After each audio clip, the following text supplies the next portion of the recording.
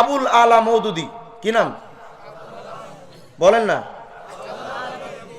আবুল আলা মওদুদি। আচ্ছা, এটা একটু পরে দিই। এই আবুল আলা মওদুদি মূলত কে? এই আবুল আলা মওদুদি তো মূলত সে যে আবুল আলা মওদুদি আমেরিকায় মৃত্যুবরণ করেছিলেন। এই আবুল আলা মওদুদি তো সে যে উলামায়ে দেওবন্দের সাথে চ্যালেঞ্জ ছুড়ে জামাত ইসলাম নামক একটি সংগঠন তৈরি করেছিলেন। এই আবুল আলা মওদুদি কে? এই মওদুদি তো সে যেই মওদুদি অসংখ্য সাহাবায়ে কেরামকে হযরত ওসমান রাদিয়াল্লাহু তাআলা আনহুর ব্যাপারে তিনি বলেছেন। এই মওদুদি বলেছেন ওসমান রাদিয়াল্লাহু তাআলা আনহু নাকি পক্ষপাতিত্ব করে দেশ চালাতেন, খেলাফত চালাতেন। তিনি নাকি তার নিজের আত্মীয় স্বজনকে অনেক বড় বড় পদ দিয়েছিলেন। এই আবুল আলা মওদুদিকে, এই আবুল আলা মওদুদি তো সে যে অসংখ্য সাহাবায়ে কেরামকে নিয়ে কটূক্তি করেছিলেন, সমালোচনা করেছিলেন। এমনকি আবুল আলা মওদুদি বলেছিলেন সাহাবায়ে কেরাম মে আর হক নেই হ্যায়, সাহাবায়ে কেরাম সত্যের মাপকাঠি নন।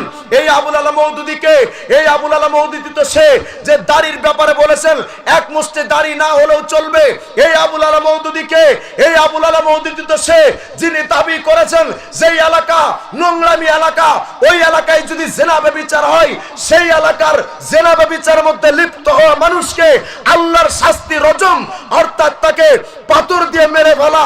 এই নিয়মটা আল্লাহ কর্তৃক এই নিয়মটা জারি করা, এটা নাকি জুলুম।